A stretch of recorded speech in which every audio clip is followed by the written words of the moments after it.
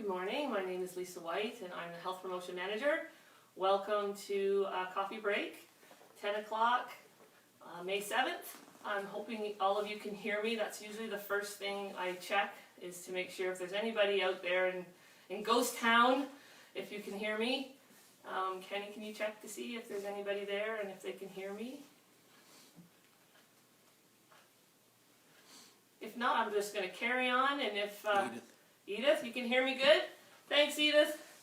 Okay, so welcome to this morning's coffee break. Our theme for this morning is mental fitness, and we're going to look at sort of what is mental fitness, how can we sort of measure our mental fitness, and then what can we do to sort of improve our mental fitness, and having some sort of awareness around that. Also, to let you know that this week is Mental Health Awareness Week, and we've been partnering with the GMFRC, and they've put some great questions together. We're posting them every Monday, Wednesday, and Friday at 2 o'clock. We're posting them on the 14 Wing Health Promotion page, the 14 Wing PSP Greenwood page, and we're posting them also on the GMFRC page. All you need to do is take a look at the questions on there, and if you comment in below on the question, you have a chance to win an Amazon gift card. The reason we're doing that is we want to see, how are you taking care of your mental health? What are you doing to stay mentally and physically safe and healthy? And also, what do you do when there's sort of like a roller coaster going on in your world? And what are some of the things that you do? Because if you guys are sharing with each other, then we're learning from each other, and we're sort of connecting with each other, and we're seeing that most of the time we're really not alone. When we're doing well with our mental fitness, and sometimes when we're not doing so well with our mental fitness. So let's take a look at sort of what mental fitness is. So in your mind, if you could think about that, what would you think mental fitness might mean to you? So if you're thinking about it, people have different sort of ideas of what they think that might mean to them. And if we were in an open discussion, I'd be able to engage with you. But some of the things that usually come up for people is sort of that being in a state of sort of well-being, like having that awareness. Mean to them. And if we were in an open discussion, I'd be able to engage. You always come through for me, Kenny. Sorry, technical difficulty there. Sort of a state of well-being and sort of having that awareness of your mental health, because sometimes people aren't sort of aware of how they're doing and sort of don't always take inventory of their mental health as much as they may take inventory of their physical health. Kenny. Sorry, anger management is in a couple weeks. I lost track of where it was. Okay, let's just start over again. Sort of taking inventory of your mental well-being and your mental health, and sort of knowing about whether you are psychologically or emotionally resilient. Sort of being able to struggle with something and sort of being able to bounce back from that and being able to grow and develop and improve. And it's sometimes difficult to sort of measure that. We sometimes have an easier time measuring when we are physically fit, but sometimes it's difficult to measure when we are mentally fit. And I'm going to talk about that in a couple of seconds here. There's other names that people use for sort of mental fitness. Some people will call it mental toughness, psychological readiness, military resilience, mental health, and psychological resiliency. So there's a lot of different terms that you might hear that refers to mental fitness. When we look at our mental health of our military members, there's something called operational stress injuries, and those are things that we coin the phrase for our men and women in uniform. And some of the categories under operational stress injuries would be sort of fatigue, moral injuries, grief, and trauma. So those would be sort of 4 categories that could be relevant to our military men and women who are in uniform. So let's take a look at sort of what is the difference between mental fitness and physical fitness, and sort of what would be some of the similarities and what would be some of the differences. So let's take a look at physical fitness first. So what would be some of the characteristics that you might that might come to your mind when you think of sort of physical fitness. And one of a lot of things that come to mind for a lot of people that they tell me is sort of, it's that cardiovascular endurance, that's flexibility training, training for sport, strength training, muscular endurance, body composition, and those types of things. What would be some of the characteristics of mental fitness? So when we think about mental fitness, what comes to mind for some people is sort of stress resilience. So being able to sort of build up your resiliency so that you're able to manage and cope with stress effectively. Not being bulletproof, but being able to recognize when you are showing signs of stress. And if you're able to recognize those and take action to prevent yourself from going into the effects of stress, that would be an example of sort of being stress resilient.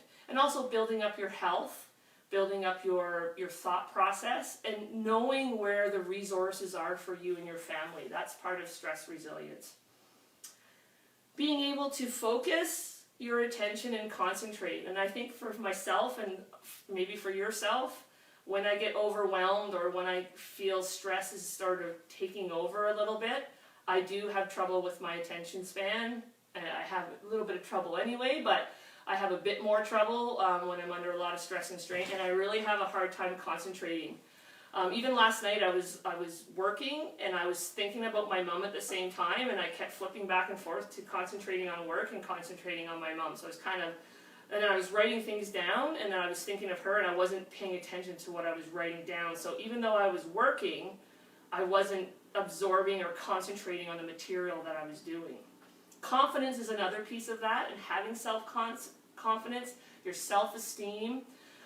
Sometimes, for some people, mental fitness can deteriorate due to lack of self-esteem, because that negative self-talk, and we're going to get into sort of positive and negative self-talk a little bit later. Ability to relax and manage stress. So stress is not all bad. As we know, there's distress and eustress. So stress is not always a bad thing. We may want that deployment. We may want that posting. We may want to have a child or a wedding or whatever it might be. But that doesn't mean there isn't stress involved, right? So being able to sort of go through a stressful time, maybe have a stressful day or a stressful sort of a period of time with your family, but being able to sort of recover from that, relax, evaluate how you did through your day or how you did through managing through some troublesome times with your family, and being able to reflect and sort of move forward and make those healthy changes if you have to. And then that positive thinking, which I'm going to talk about a little bit later. So those would be some of the characteristics of our mental fitness. So what would be some of the similarities between the two? So some of the similarities between the two is both can be improved. So if you're someone who's thinking, you know what, I've been cooped up in the house for the last 2 months, and I want to take a look at my physical fitness, and I want to start walking. When you want, and you set a goal for yourself, you say, you know what, I want to walk 10 kilometers. Okay, so maybe you'll start off slow and you'll walk 2, 4, 6, 8, eventually get to 10. But you have to practice to get to that 10. You have to go out and practice and get more fit. Same with, and of course your physical fitness will improve. That's the same with mental fitness. You have to sort of work on that every day, and as you work on it every day, it will improve. What I find for some people is they give up on their mental fitness faster than sometimes they give up on their physical fitness. Not always, but sometimes, because sometimes mental fitness or mental fitness activities are not always felt right away, whereas I can kind of feel it if I just did 10 push-ups. Like I can feel that the next day. I can see that I'm working and my muscles are changing and things like that. So sometimes our physical fitness is sometimes felt before our mental fitness. So, but my point is that you have to practice both of them, and you have to, and as you practice both of them, they will improve, and that's sort of one of the similarities. Both of them can help you recover. So mental fitness could help you recover from sort of a very stressful situation or a stressful experience, and your physical fitness can help you recover from a very physical or straining situation. For example, if you were out sandbagging, like our military members, there was flooding in Fort McMurray. I'm sure the military will be called out for that. I don't know if they've been called out yet, but it's typical for our military members to be called out to a flood zone. And for example, if you were lifting and moving sandbags all day, the ability to be able to recover after something physical without injury is part of your physical health and your physical fitness. They both can help protect against injury. So as we build up our strength, our core strength, our muscles, our fitness, our cardiovascular, it does help us be healthier and it does help us prevent injury. As same as our mental fitness. When we have a mental health concern or a mental health issue, sometimes it can be called a mental health injury. So just like physical injury, there are mental health injuries. So if you are keeping track and keeping inventory of your mental health and your mental fitness, and you are trying very hard to look after that as you would your physical fitness, and if you're struggling with that and you're getting the support or the help that you need to build that up, it can prevent mental health injury. Both of them can. It results in better self-esteem. As I mentioned earlier, self-esteem can be a risk factor when it comes to our mental fitness. So being able to keep your mental and your physical resiliency up, it can prevent us from deteriorating in our self-esteem, and we end up having better self-esteem. And it does rely on repeated exercises. So it's not something you just say, you know what, I learned about mental fitness activities today, I'm going to try it tonight, and then next year when Lisa comes back on live on Facebook, hopefully it's not a year, maybe it's in 2 weeks, maybe I'll try it again. It's something that you should be trying and building into your schedule regularly, like you would be building into your schedule with physical fitness, right? So build that in, build it into your schedule, put it in your calendar, put it on your day planner, right? Build that in. And we're going to talk about what are some of the things you can do to do that. So what would be some of the differences between the two of them? Society does put more emphasis on physical fitness. Like there's a lot of gyms and things outside. There's a lot of sports and soccer fields and lacrosse and hockey and sports and all these types of things, which is great. There's a lot of the physical fitness aspects out there. So society does put a lot of emphasis on that. And maybe not so much on the mental health side. I've been around the military now since '93, but working for them for going on 21 years. And I feel like in comparison to 20 years ago to today, our military and our military defense team is putting a lot more emphasis on the mental fitness side. We have some leadership, and we've had great leadership in the past, but the leadership that's here now, one of the priorities for our leadership on this wing is social wellness, physical wellness, and mental health. So that component in there is important, and I think the emphasis is now being put on that for people to sort of reach out and take care of their mental fitness. So it may not be the same emphasis, but there is more. Like it is getting better, I feel. I'm that little cheerleader in the background that kind of, when we're in meetings, I knock down and go, don't forget. And they're very forthcoming and very, very receptive of that. Like I had mentioned earlier, sort of the physical fitness component, it is sometimes recognized earlier, but not always. And also, it's not always visual. So, and that's not always. So you don't have to be slender and muscular to be fit, right? You can still be physically fit, even if you're overweight. But for some people, they feel like you can see that people are feeling physically fit first than if people were feeling mentally fit first. Not always, but sometimes. And you can kind of argue that point back and forth, I feel. So if you integrate the two of them, they kind of overlap each other. Like for myself, if I'm not feeling mentally fit, I'm feeling tired and sluggish and I'm not concentrating, I'm not motivated, what I do is I got to get out, get some fresh air, do a workout, and then it tends to bring me around a little bit. So I feel like physical fitness and mental fitness go hand in hand, and vice versa. You know, you got to use your mental fitness and that awareness to sort of push yourself and motivate yourself to get out and do the things that you should be doing physically. So those are some of the comparisons between the two. And so for our men and women in uniform, militaries have to be operationally fit to fight. Our military members have to be both physically and mentally fit to do that job. Any questions? I know we're not in the classroom, but if you have any, comment there and I'll do my best to answer some of those a little bit later. Okay, so one of the things that people have a hard time figuring out is sort of how do we measure that we're mentally fit or not. So what are some of the things that we can look at to sort of give us an idea of our mental fitness? Where do we sit? Because I know with physical fitness you can kind of measure that a little bit easier. Like, for example, our military members have the force test, right? So you have your physical fitness tests every year. We're also in programs and working with fitness staff and things like that, and if you are working out regularly or in PT class, you can kind of feel and see how you're progressing. You can tell whether your fitness is improving, and you can tell if you've been away for a while. If it is deteriorating a little bit, you can kind of feel that. But how do we do that when it comes to mental fitness? How do we recognize that our fitness level or mental fitness levels are maybe deteriorating a little bit? This might not be a shock or a surprise to you, but one of the things that we use to figure out and sort of measure how our mental fitness is doing is something called the mental health continuum model. And this is probably no surprise to our military members if you've taken the new first aid. This is in your new first aid homework package. When I took the first aid, I was pleasantly surprised, and I was very happy to see that this continuum model is actually in your first aid package. It's actually in all the courses that we deliver. We talk about the mental health continuum model, but this is actually a really good resource to have with you.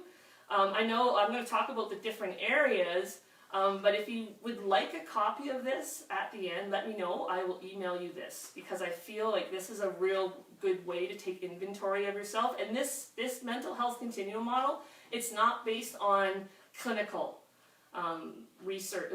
It's not a clinical map. It's more for behaviors. So it's sort of looking at some of the behaviors in sort of the 4 categories to get an indication on how your health is doing. So the first one is green, and that is called healthy.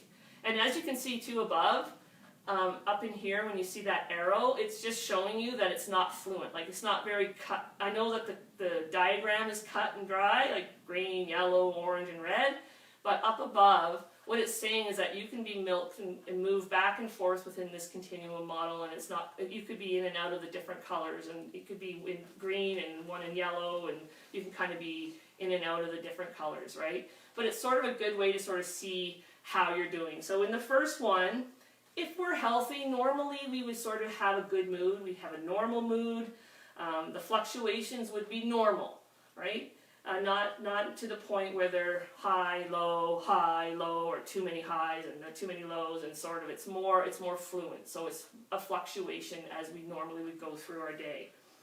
Most people have a pretty good sense of humor when they're feeling healthy.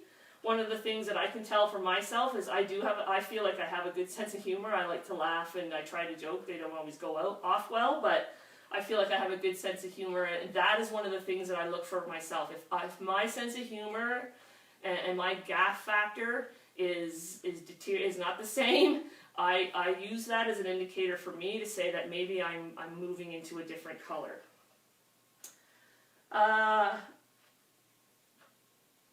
Having that physical and healthy energy level and being able to sort of navigate through difficult situations. So having that energy level to do that. Have you ever felt like if you're really overwhelmed and you're really tired and you're coming home from work and there's sort of some chaos in the house, but you really don't have any energy or any motivation or any inclination to even deal with anything when you come home from work, or vice versa, you go from a home into work and you just don't have that energy level to make decisions, to get through difficult times. But if you have that energy level and you're able to sort of navigate through that, that could be a sign that you're sort of healthy. And being physically and socially active. One of the signs that people could be stressed or strained or not feeling well is withdrawal. So withdrawing from family, withdrawing from work, co-workers, withdrawing from friends. That could be an indication that you could be moving along in the continuum model into the sort of the yellow or the orange. So being socially active with your peers, with your colleagues, with your family members, that's an indication that you would be healthy.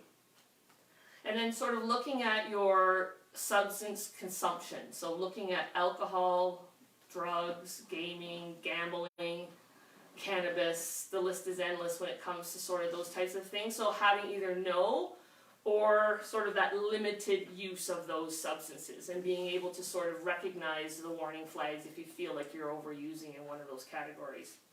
So that's sort of what it looks like when you're healthy.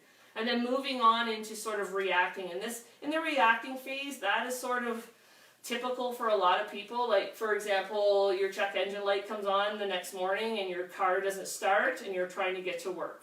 That could sometimes put people over into the yellow temporarily because you're now feeling that anxiety about your car's got the check engine light on, it's not working, you got to get to work, your transportation has been disrupted, right? So that could sort of move you on into the yellow, which could cause sort of some feeling of anxiety, feeling of worry, those types of things. That's just one example, but some of the things that people sort of look like in the yellow area is some people tend to sort of get irritable when they're sort of moving along. They get irritable, their mood kind of changes a little bit, they might be a little more snappier than they normally have been. They sometimes become sad, and then they're sort of feeling a sense of overwhelming. Okay, so now I'm getting into this phase where I'm a little overwhelmed, and I can start to feel that coming on, and now I'm starting to feel some of the symptoms of that. There's a little bit of displaced sarcasm in there for some people. A lot of the times people in the reactive phase tend to procrastinate, put things off to the last minute. The forgetfulness, as you know, one of the behavioral or emotional signs of stress is that people tend to be forgetful and looking for their glasses when they're on their face, or looking for their keys when they're in their hand, or forgetting what they had for breakfast, or forgot that they had a meeting today, or forgot that somebody had a hockey practice, or whatever it might be. So being overwhelmed and not being able to remember things off and on could be certainly a sign of someone moving into the reactive phase. Having trouble sleeping. So when things are not going well and you're getting into that phase and you're not sort of sleeping very well. I know we've had a lot of things happen here, and a lot of things have been going on in the last couple of months. And from my understanding, from what the discussions have been with the people I've been talking to, is a lot of people right now are having trouble sleeping. Not being able to fall asleep, or when they fall asleep, not being able to stay asleep, and not sort of being able to get into that sort of REM sleep. And a lot more people are telling me that they're consuming a little more alcohol or gaming a little bit more, and that's another subject that Jeanette is going to talk about next week. And if we are doing more of that stuff, because in this area that level does become more regular for people, people tend to sort of cope in the reacting phase by increasing their alcohol intake, gaming more, gambling more, consuming more cannabis, whatever it might be. And if we're doing that and we're being on social media a lot more, that's affecting the way we go to sleep, and sleep hygiene can become compromised. I think Jeanette posted a video last Friday, one of the Demio videos, and the video that she posted last Friday for last weekend was sleep hygiene. So if you get a chance to go back on our Health Promotion Facebook page, I encourage you to watch that video. You'll get some tips on sleep hygiene. I'm actually going to take a look at it. I've had some off and on sleep patterns lately, and I think it's time for me to sort of take a look at that. And just that example, that is a piece of mental fitness right there, is that having that awareness that maybe your sleep is off and that you're going to go and sort of look into something to see if you can do some things to improve that. So sleep can become sort of a piece in here. Muscle tension, aches, pains, some of those past injuries that you had before. If you played sports and you had sort of knee problems or shoulder problems, when people get into the reacting phase and they're getting overwhelmed and they're feeling sort of some stress here, and if you're not sort of taking care of yourself here and you're not recognizing that, then sometimes past injuries can come back and you'll feel that your back might be hurting again, or your knees, or whatever it might be.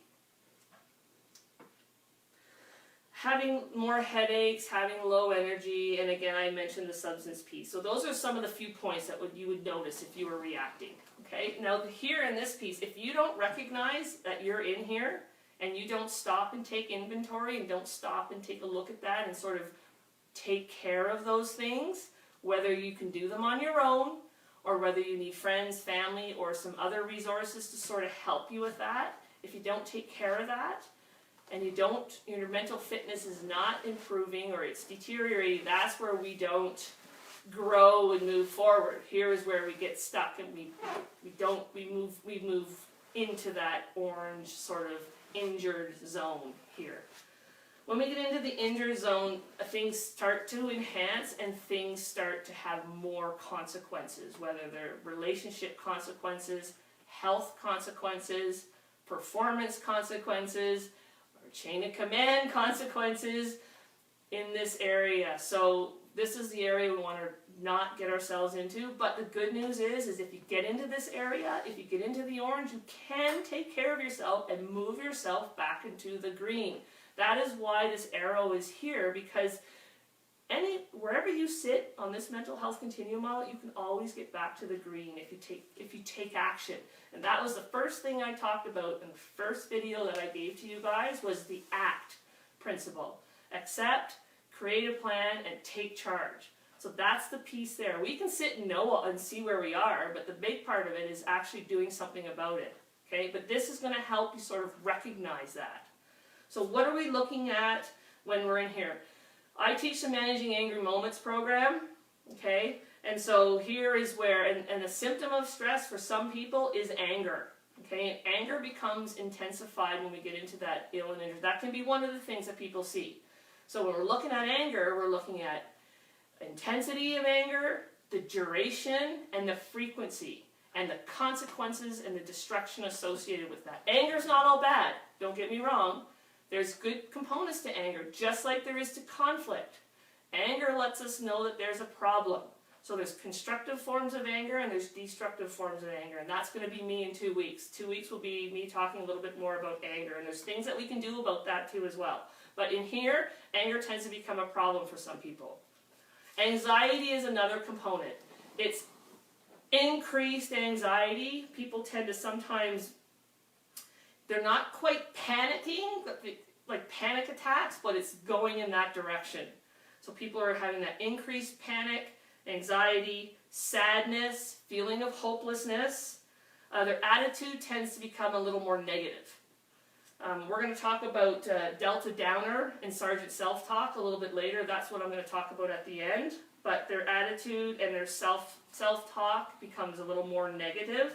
And again, here's where we're having poor concentration, poor performance, restlessness, sleep is more disturbed, recurring images, and here's where we sometimes have nightmares. So if you're waking up and you're having a lot of nightmares in a row, that could be an indication that you may need to take inventory. Then our pains and our physical health and those types of things tend to come. Here is where we can also get sick. Okay, we can start having flus and coughs, and we start not feeling energized enough to do work. So those types of sniffles and things like that can tend to happen in injuries, and also can become more severe injuries also as well in here, but the severity becomes in the ill and injured component. In here, people tend to avoid as well. There's a lot of avoidance in here. Avoidance in family, avoidance in performance. Just that withdrawal has increased and the avoidance has increased in here. Here is where we have an increased use of substances like alcohol, drugs, gaming, gambling, all those things, cannabis. They become increased, and to a point where now we're having and showing negative consequences. Negative consequences within your family, negative consequences at work, negative consequences in health, and so on. So the consequences start to become apparent. There could be financial health constraints and things like that when it comes to substance use. So if we're not doing what I told you in the beginning, if we're not recognizing these things when we're in the yellow and the injured, if we're not recognizing that we're there and we continue not to act on them, this is where people move into the ill area. So here is where anger does become, I talked about the increase in frequency, duration, and intensity over into the injured, but here is where the outbursts start to happen. Here, and are more severe than they would have been over in the ill and injured. So the outbursts and the behavior and the consequences and the impacts become more severe over in the ill area. This is where we start to have panic attacks over in here. Excessive anxiety. People tend to, maybe over here, remember we mentioned people were sad and we were sadder over here? Here is where depression can be a problem. So sad, sadder, and depression tends to hit here. So in the ill area, this is where we would definitely need medical intervention over here. We would potentially need medical intervention in any of them, but when we get over here, usually medical intervention is actually the key to getting better. Insubordination, can't perform duties, can't control your behavior, so that lack of control. When we start talking about self-talk and our thought process, how you think about situation leads to your emotions, which lead to your behavior. And in this section, you go right from your thoughts to your behavior. You're not even recognizing anything in between. It's going right from the thought to the behavior. So we're skipping the middle piece. So we're not able to sort of stop ourselves here. So negative behavior and performance tends to happen because we're not able to recognize it at this point.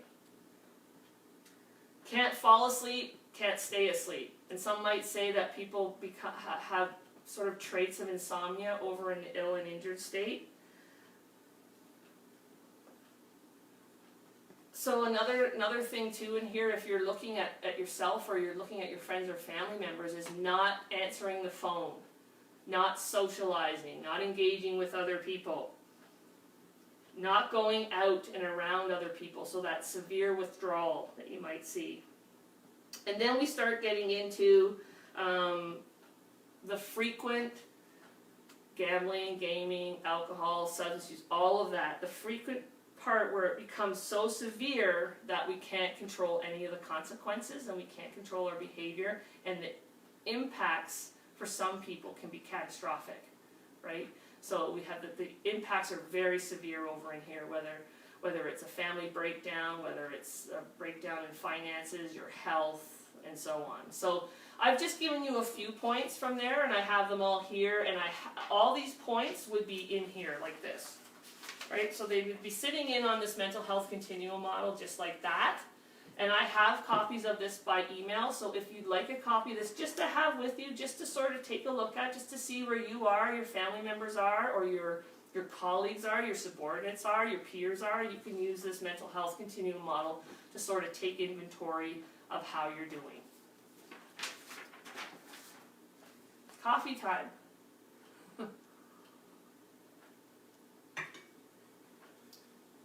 What's next? Okay. So, I had mentioned to you sort of what are some of the activities that you can do to sort of build up your mental fitness. So, I'm going to ask you the question, and I want to see if anybody's out there. Just comment on the side below. I like to see what you do, what you think some of your activities would be to sort of build up or maintain your mental fitness, because then I can learn from you.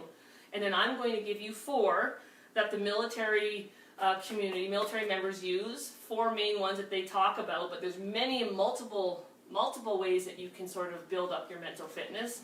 Something to keep in mind is that what I say for myself is I got to take my mind off the hamster wheel. I get on this hamster wheel where everything is going around and around, and if I don't take my mind off of it, it goes around so much and for so long I get exhausted and tired and so on. So it's okay to be on that hamster wheel for a little while, but you got to take yourself off of it. One of the things that Kenny and I do to sort of get away from the day, or if it's a Friday or Saturday night and we don't want to watch TV and we're trying to sort of have some fun and sort of take our minds off of what's going on, we play a game. We play this. I don't know if you recognize what this is. I might be aging myself here, but one of the many things that we do is we just play some board games.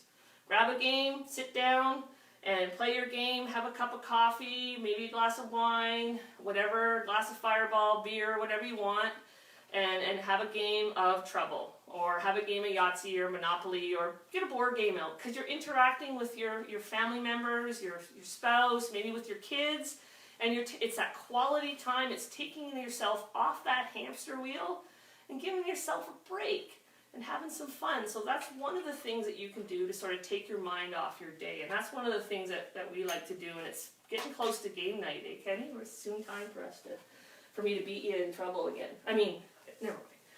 So getting on to some of the more sort of ones that have been directed by the military to the military that people can use as far as building up and taking care of your mental fitness. And these are some of the things that you should pick for yourself that you like. I'm only going to give you 4. Pick 1 or 2 or all of them, whichever ones you want to use. But again, you have to practice them regularly. You have to build them into your schedule, and you have to apply them to the situations that you feel appropriate. For example, first one is tactical abdominal breathing. So that relaxation, sort of taking those deep breaths, setting aside time for you to do that. I like to use this sometimes in the evening if I'm having trouble sleeping, or if I'm really overwhelmed and something has gone on. I may take myself away from my situation for a temporary piece of time, maybe 10 minutes, and go into my room and lay down and do some deep breathing exercises. I also like to watch the Nature Channel and listen to that and do some deep breathing. What that does is it sort of deactivates the stress response. So as we know, when we're under stress or something is very stressful, for example, like I used the example earlier, my check engine light is on and I can't get to work, and that activates the stress response. And if I finally get to work and then I'm in trouble from my superior because I'm late, and now I'm behind, and then I go home from work and there's stuff going, like the chaos, and that stress response is activated. One way to deactivate that is to do that tactical breathing, is to take time to relax, take a deep breath in. I use the 4-second rule, okay? 4 seconds in, 4 seconds out, and for 4 minutes. So if you can do that for 4 minutes, even 4 minutes in your day, you can bring your body down to a state of balance and sort of recover from that activated stress response. Okay. It can be felt quite quickly. So of some of the mental fitness activities, this one, usually for some people, is felt quicker. Like I can tell that I'm feeling more calm, I'm thinking more clearly, I can make better decisions, I'm in a little bit of a better place than what I was about 10 or 15 minutes ago. And for sometimes people can feel that quicker than others.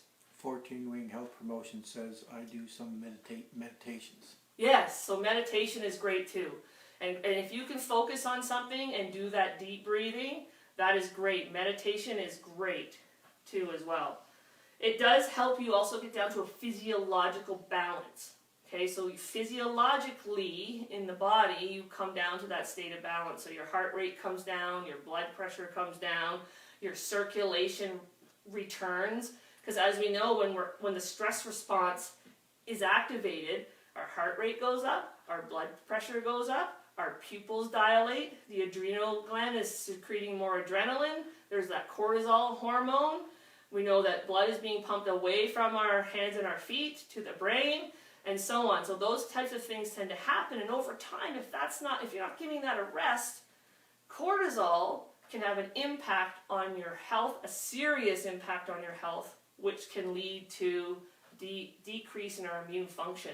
So by doing this tactical breathing, and you're physiologically bringing yourself down to a state of balance within your body and mind, it can help with recovery, it can help with your mood, your self-esteem, your self-concept. Studies say that it has immediate effects on your heart rate and your blood pressure if you can do that. Back in the day, I don't know if you remember this, but back in the day, military members, we used to have the step test as part of our measuring sort of our fitness level for military members. We used to have the step test, and military members would come in to our lab and for their test, and just because they're having a test, their heart rate and their blood pressure is up. And if their heart rate and blood pressure was up to a certain degree, we weren't allowed to test them. And they didn't like that because they wanted to have their test done. So what we would do is we would put them in a dark room, lay them on a mat, give them a pillow. We'd give them about 10 minutes, and we tell them to do some deep breathing exercises and to relax. And a lot of the times they would come back and their heart rate and blood pressure would be down. Okay, so it does have those immediate effects on people sometimes. We know that there's white coat syndrome and all that out there, but for a lot of people, their heart rate and their blood pressure came down. If you practice these breathing practices, you can actually train the body to be calmer.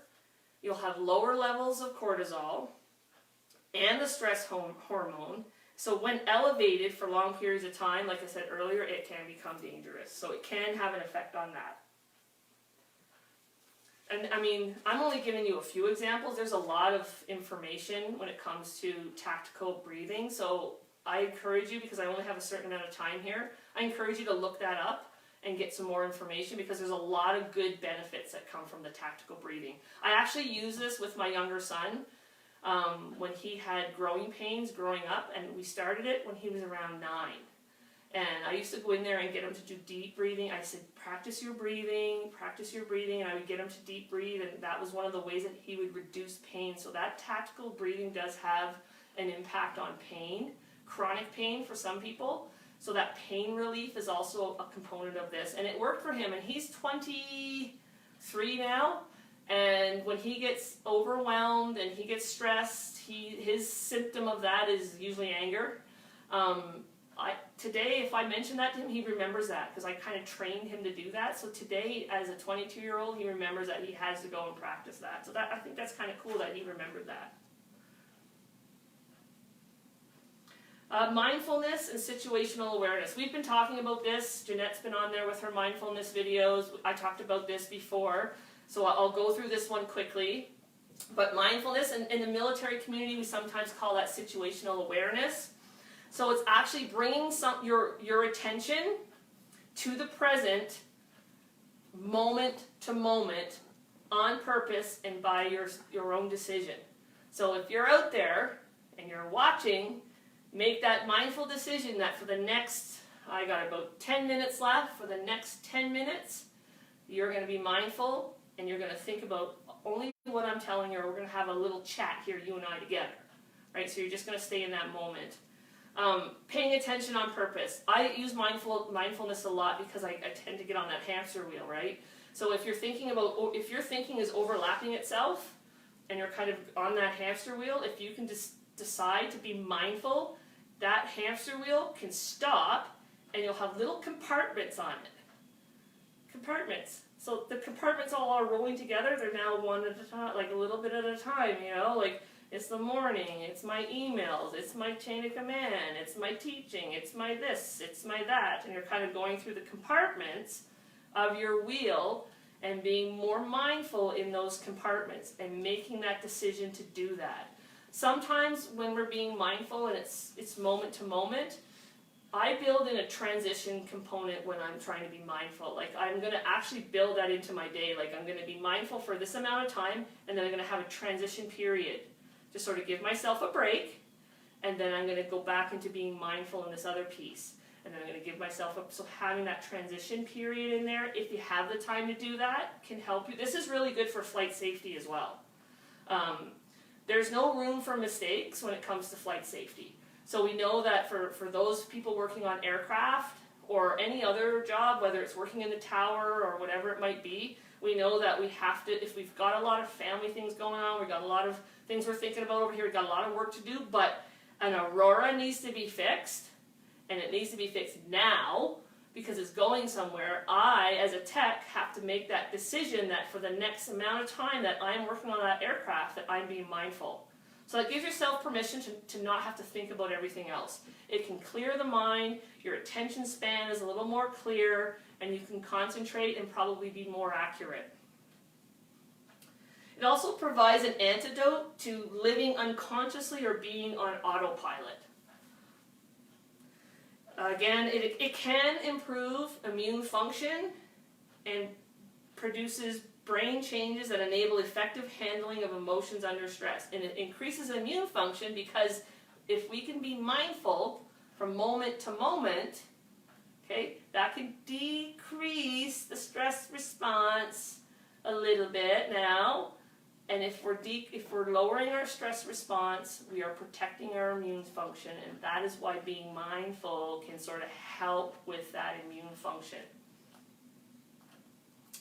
It can increase negative mood, because if it's kind of like, you had a crappy day at work, you're busy, you're running around, you're coming home, you're tired, you got kids at the door, standing there waiting for supper, fighting, whatever it might be at the door, and you come in and you haven't made that decision, or you haven't given yourself that transition period, and you haven't made the decision to be mindful, and you go in and maybe potentially you may not handle that situation as well as if you had have decided, if I can be mindful for this hour and get my house under control, then I can have that rest period, and that will decrease a negative mood, especially when you're trying to handle a situation. It can also kind of have an impact on your anger arousal as well, right?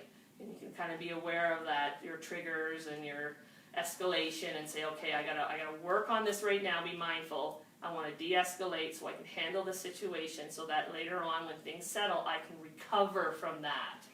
I can take myself away and sort of recover, whether it's doing a deep breathing exercise, just even having a meal and having some quiet time, going for a walk, whatever it might be, sitting on the couch, watching TV, doing something to sort of settle yourself from that, right? And it can improve your mood and your well-being, amongst many other things. Okay. The next one is grounding exercises. I think our wing commander mentioned this in one of our town halls, maybe 3 town halls ago. I'm not sure now how many town halls. I think there's been about 4. It might have been in his second town hall. I think he mentioned grounding exercises. So this can be helpful, especially, I'll go to the hamster wheel because that's me all the time. I use my hand, it's a hamster wheel for me. So let's say I like to go for a walk in the woods. That's one way I like to sort of ground myself. I'll go for a walk in the woods, I'll be mindful, I'm trying to take my mind off the hamster wheel. But sometimes I'll go for a walk in the woods, and I'll be thinking about, I'm still on the hamster wheel, so I'm walking through the woods in a hamster wheel. So I'm not grounding myself. I'm still, my stress response is still being activated. I'm not relaxing. I'm not calming down. I'm still on the hamster wheel. But I'm walking in the woods. It's good for me, yes, but you're not taking your mind off of, or out of the hamster wheel. So grounding exercises can be helpful for that, especially when you're under a lot of stress and experience high anxiety. So what this can do, and one of the things that he had talked about, the wing commander talked about, I think he mentioned 3-2-1, which is great, but there's also 5-4-3-2-1 too as well. So there's like 5 things you can kind of do if you have the time, but 3-2-1 is great as well. So if I'm walking through the woods and I'm trying to ground myself, the 5-4-3-2-1 rule would be sort of 5 things that I can see while I'm walking through. I did this with Kenny. He didn't even know I was doing it. We went for a walk in the woods about 7 or 8 days ago, and I asked him 5 things he could see, and then we talked about sort of what are 4 things that you can hear. And there's a lot of planes flying around right now, so that's usually one of the main things, which I think is great, that I hear. So 4 things you can hear, 3 things that you can smell, 2 things you can feel, and 1 thing you can taste. I'm not going to lick a tree or anything like that, but if you bring a coffee with you or something like that, you can, while you're walking through the woods, you can maybe taste that, or a water bottle or something like that. You can sort of taste that. Or you can do this anywhere. You can do this in your room. You can do this outside. You can go wherever you want to go and do 5, 4, 3, 2, 1. If you can't do all the senses, then just do 3, 2, 1, because 3, 2, 1 is actually a good way to do it as well. What does that do? It sort of resets the brain. It's sort of like restarting your computer. You know, when it gets slow and clogged and cluttered and this and that, or you can't get on the D1 when you're trying to work from home, it takes forever. You just reset or restart, and it restarts the brain, which is great because when you're back on, you're working more efficiently, quicker, better, more clear. It also reminds you that you have control, and that's really important for a lot of people, to remember that we have control over our mind, and that we can take steps like 5, 4, 3, 2, 1 to bring ourselves into the moment. So these kind of things kind of all go together, really. Sometimes we do all of them to get to the place we want to be. We might ground ourselves so that we can be mindful for the next hour while we walk, and we might be doing some deep breathing while we're walking and taking in that fresh air. So they kind of go hand in hand, right? And with all of that, it can improve mood, it can improve concentration and attention, because if you're more clear and you're more crisp, you're paying closer attention, and you're paying a close attention to the grounding exercise that you're in, right? Because you're taking yourself off that hamster wheel. And the last one I'm going to talk about is positive self-talk. Oh, we're so good at being negative all the time. Oh, I need to lose weight. Oh, I'm not smart. I'm not this. This is that. This is negative. Oh, it's raining outside. Whatever it might be. Like, we're very good at looking through a negative lens. A lot of us, not everybody, but for some people, it's easier for us to look through a negative lens than it is to look through a more positive lens. And that's not always for everybody, right? But for me, if I'm looking through a negative lens, it's usually a symptom for me, or a warning sign or a flag that my mental fitness, that I could be moving sort of in here or over here, right? If I'm in that negative self-talk. That negative self-talk reflects on how you perceive your environment as well. So if you think about it, the more negative you are internally, the more negatively you're going to perceive the things in your environment, which can have a huge impact, right? And then, so what positive self-talk is, I need another drink. Do you guys have your coffee or tea or water or whatever? Okay. It's that internal voice inside our head that determines how we perceive every situation. Okay? It includes our conscious thoughts, our unconscious thoughts, or our beliefs. It can be very automatic and subtle. It can tend to be sort of our default browser sometimes. So one of the things that you can think about with positive self-talk is it's not, I mentioned this earlier, it's not an event that leads to our emotions and behavior, but our thoughts about the event. So when we think of self-talk and our internal dialogue, we kind of want to try to make it as positive as we can. That way, as we perceive our environment, we're looking at situations that are more positive, right? And we want our default browser to sort of go to the positive first rather than the negative. And what it does is it can have an impact on how you behave. Because I use this example a lot when I'm in the classroom. So if I'm up there facilitating a course, and there's a couple guys over there and they're whispering and whatever, they're talking amongst themselves, and I'm facilitating a program, I can think, well, those guys are talking about me. Those guys are being disruptive and they're being like ignorant or whatever, disrespectful. I could put that into my head, right? And then my behavior may not be welcoming to them. I may snap at them. I may not be nice to them, whatever it might be, because I'm feeling disappointed and I'm feeling let down because those guys are not being very respectful in the classroom. And I'm even doing this as I'm telling you, right? So that can lead to sort of that negative self-talk, that negative impact, because I'm saying I'm not a good facilitator now, and so on and so on. This is where it goes, right? But if I'm looking at those two guys over there talking and whispering, I can say to myself, they're discussing the material. They're sharing information. They're enjoying the class. I'm going to keep on going. See the difference? Right? So it's that thought process. And it could be on a lot of different... In our environment, people tend to look at the negative in people. The negative stuff that's going on. Rather than that, look at the positive piece that you're seeing. Think positively about the situation if you can. So it's working on that positive self-talk because we want to be able to sort of switch our lens that we're looking at when we are looking out at the things in our environment, at the people we're working with, at our interactions with our family members, and so on. So if we are being more positive, our messages lead to positive outlook and can enhance our mental performance. Because if you're saying that you're more positive about the work and the performance that you're doing, your performance is probably going to be better. If you're thinking negatively about your performance, like I'm going to fail the test, I can't do it, you probably aren't going to do very well in your performance.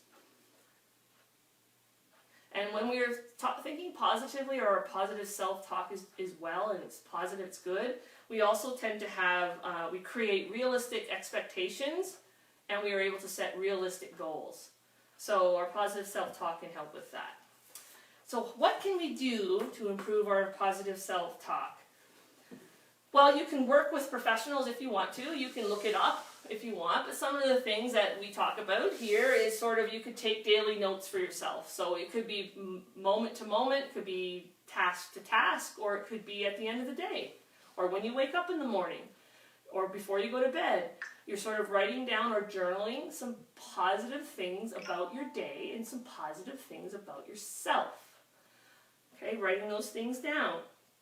And then some people will write some things down on little like pieces of paper like this, and maybe have like a jar of them, and they'll put them all in, and then in the morning when they wake up, they'll pull one out and they'll see something positive about themselves in there. Okay, you can work with your spouses on this too.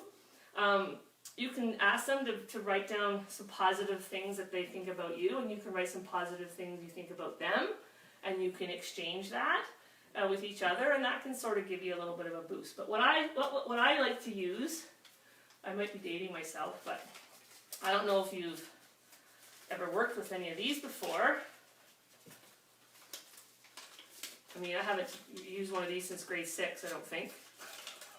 It took Kenny and I half an hour to make it yesterday. I call this Sergeant Positive Self-Talk. Okay, ever seen one of these before? Right? So if you are putting things in a jar, your positive thoughts, right? You can make one for your spouse or your kids. You can make one for yourself, and you can play with it. So my 4 categories, because I work for a military community, are Army Green, Navy Black or White, Military Families and Support the Troops Yellow, and Air Force Blue.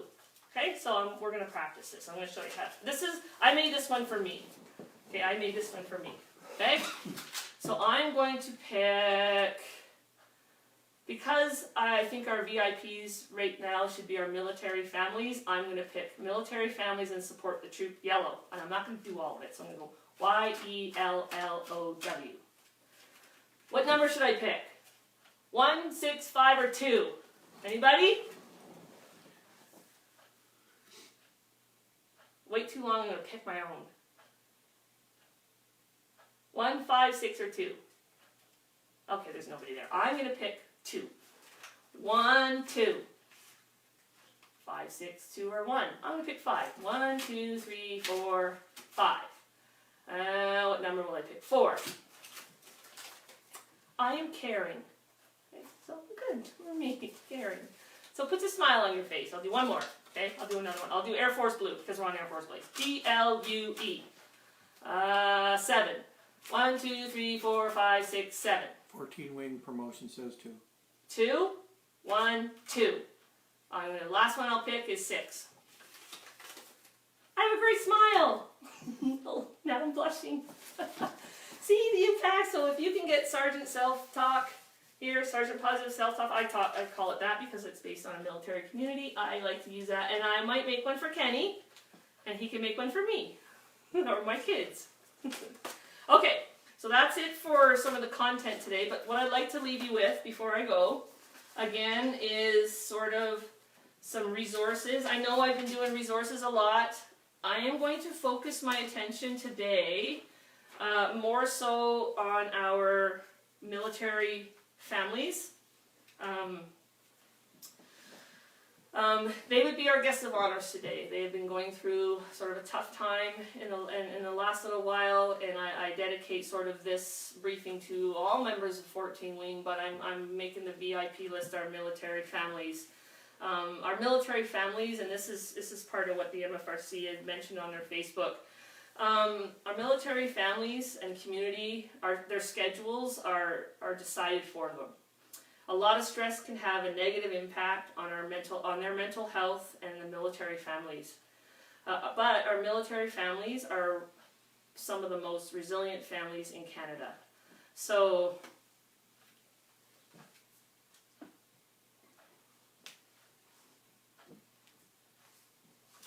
sorry.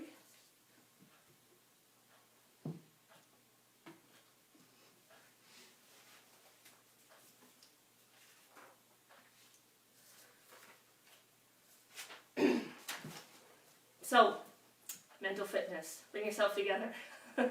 So for our military families,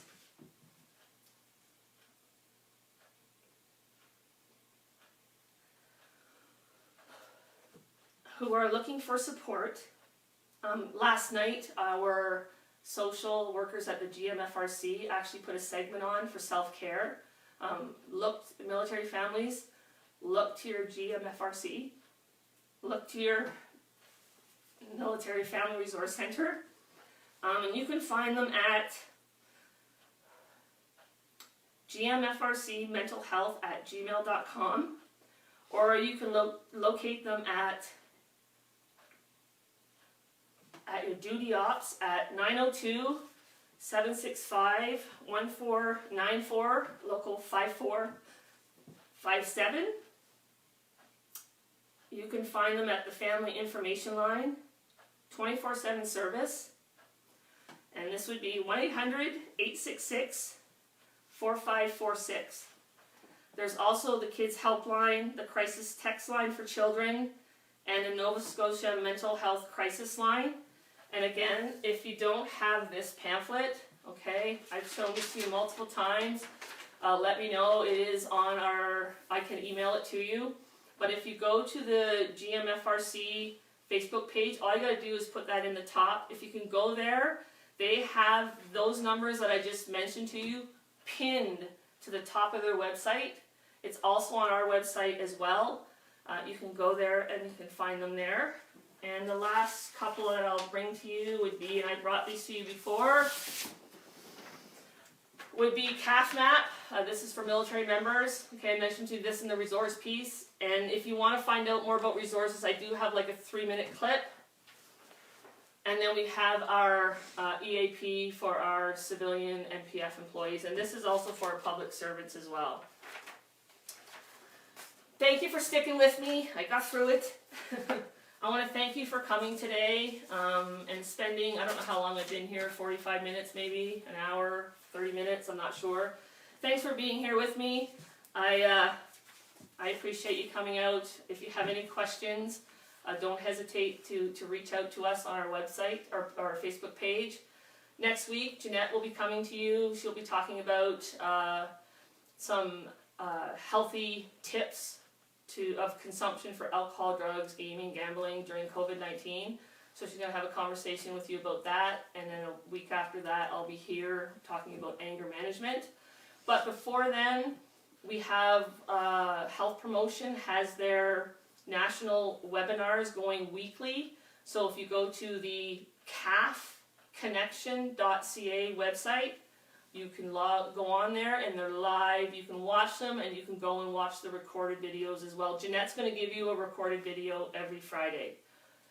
I'm going to leave you with a message from our wing commander that I saw on his reach out to us that he gave to us, I think it was last week sometime.